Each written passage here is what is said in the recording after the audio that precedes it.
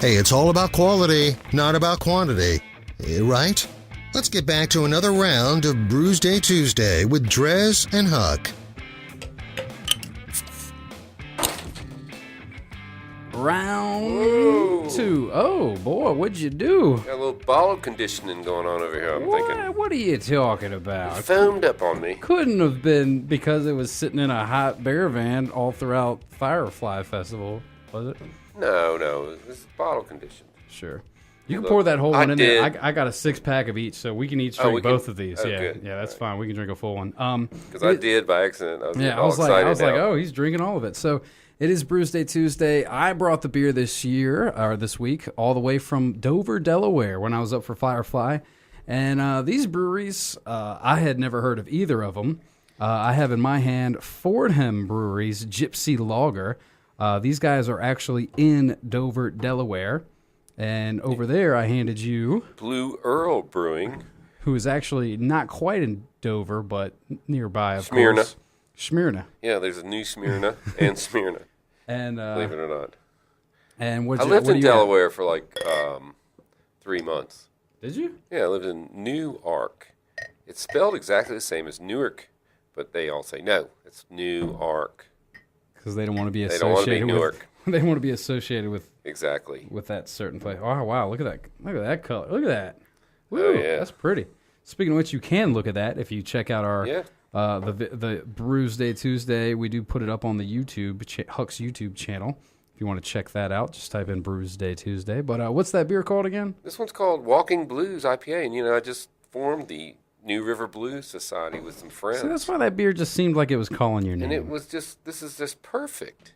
And even their Blue Earl Brewing has a guitar, and it looks like one of those metal front ones, like the old bluesmen used to. Yeah, used to use. It had kind of like a metal with holes in it on the front. Oh man, I'm going in. this Gypsy Lager over here is pretty damn tasty. That looks pretty gnarly. Look at that. That looks like. Yeah, this thing is definitely bottle conditioned. Is that bad? No, that's good. It means they let it it created its own CO2 in the bottle. I mean, look at that thing. That's rare in It a looks brewery like to do that. It looks like a cider. It's unfiltered and unpasteurized. Of course, most beer is not pasteurized. But Fair enough. Except for Budweiser. But most beer is not. And it's like full of hops, extensive dry hopping. Yeah, this is great beer. Super hoppy. Yeah, I think I know where I'm going with this one. Awesome. Well, all right. So I pulled up the article that I was talking about because we were discussing all the different places that do weird things with Beer. To make beer and whatnot. And there's a Danish brewery that collected 50 liters of urine from people attending the Volksallied Festival because they're making a new Pilsner beer. And their Pilsner beer is actually going to be using the Pilsner. They're making a Pilsner, believe it or not. And they're actually using the urine from the festival goers to, and I'm glad that it's not actually in the beer. They're using it to fertilize, like their hops and their malting barley and that stuff. And so there's actually not going to be any PP in the beer, but they're still calling it. I'm still not drinking it. They're still calling it a Pilsner. I'm still not drinking it. I didn't drink the spit beer. I didn't drink the beer. I might try the Pilsner, I'm though. not having okay. So here's one you can try. They're making a beer in Czechoslovakia, in Europe. Okay. And the yeast comes from Oh, no. a smoking hot Czech model, Alexandra Brendlova. Not that kind of yeast. Yeah, she didn't have an infection, so they're just using the yeast, not infected. Oh, my gosh. Yeah. You've got to be kidding me. She just wants to be sharing with others.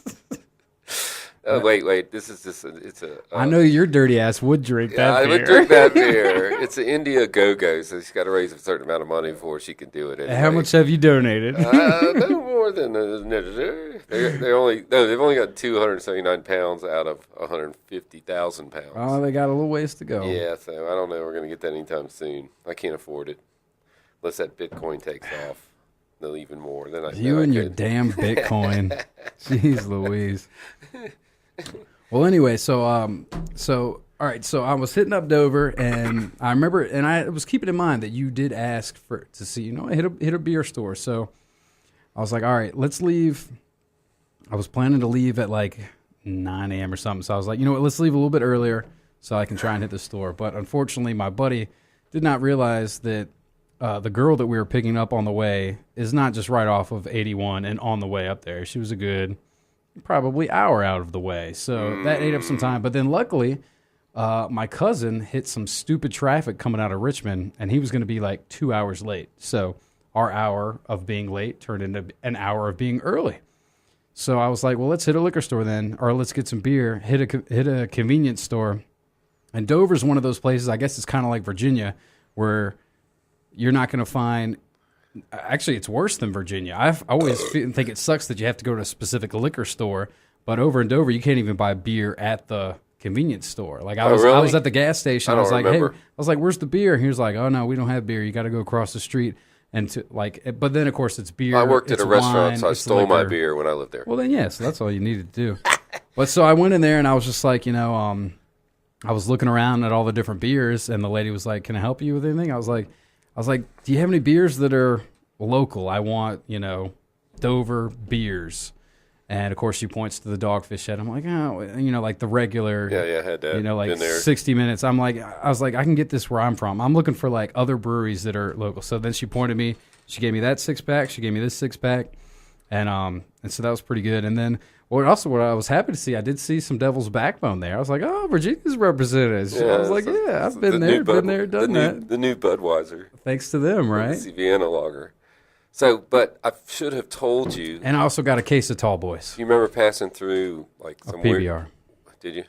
It's a PBR Tall Boys, and actually it was surprising. A 6-pack of that, 6-pack of this, a case of PBR Tall Boys. So 4 6-packs and a bag of ice. It was only $40. That's pretty good. It was pretty good. I was thinking it was going to be a lot more than that. There's a place called Havre de Grace. Did you notice that going up the interstate?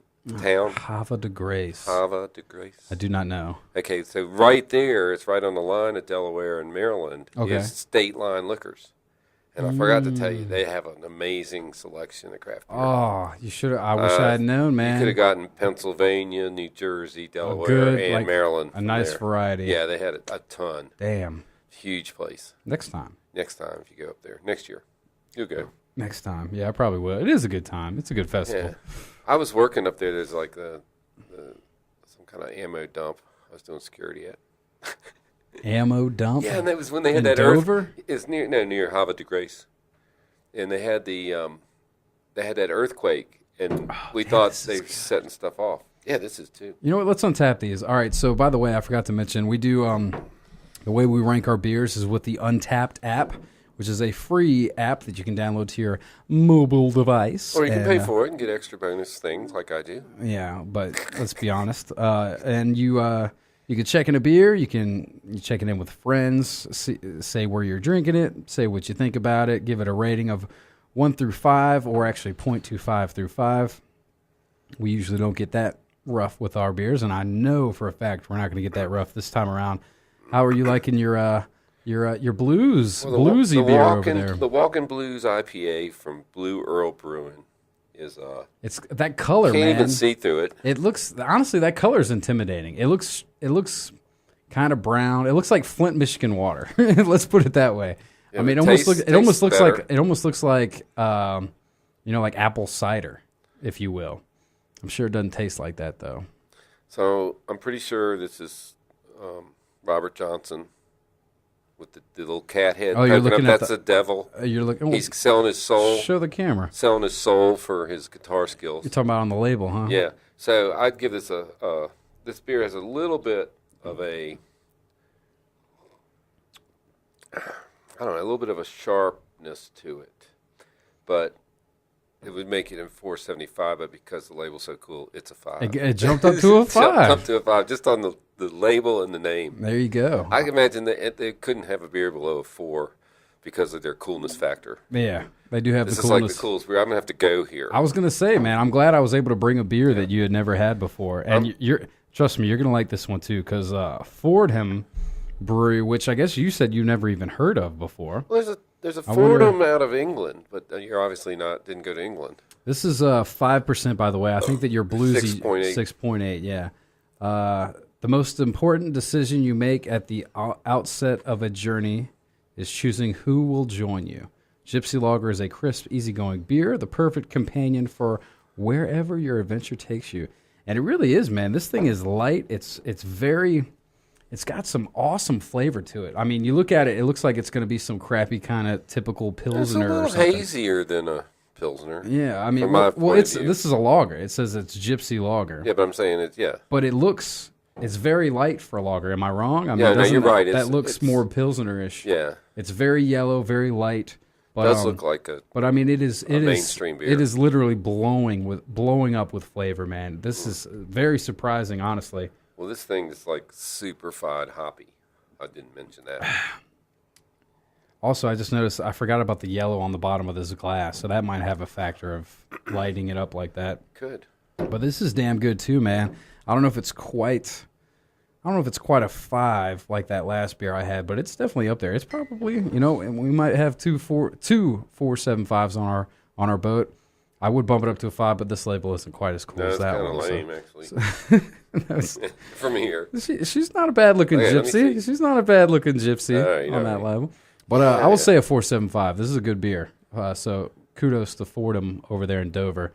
They're doing some good things. So if you're up that way for Firefly or whatever would bring you to Delaware, that's what I should have brought my Wayne's World hat because I wanted to just keep quoting that the whole time I was there. You remember Wayne's World too? Yeah, I love that part. Hi, I'm in Delaware. But no, it was a good trip. Good beers. I heard one of your check-ins. Yeah, it was the one I was hungover for, right? Yeah. So was I, so it sounded right. Okay, so you could relate. It was early. It was like 2 p.m. Yeah. So still not feeling it quite right. Nonetheless, man, there you go. That's a wrap on Brewsday Tuesday. I know next Tuesday is the 4th of July. Mm-hmm. So I think we're going to do something a little special for that. I think we are. I think we should. It'll be odd like last year. Okay. It'll be colors and beer. Yeah. Beer and colors. Yeah, beer. Yeah. We won't tell you what colors, but you can probably guess. 4th of July. You can probably guess. All right, Huck. Well, as always, I appreciate you coming in, and I know you appreciated me bringing the beer. I did. I'm still hungover for my birthday last week. It's a week-long party. Yeah. So it was helpful to have a little beverage here. Well, that is fantastic. Well, there you go. That's a wrap on Brewsday Tuesday this week. We're looking forward to our 4th of July edition next time around. But until then, just be sure to keep it real, keep it locked here. We're going to take a quick break, and we got more tunage right after this on 105.3 The Bear. Stick around.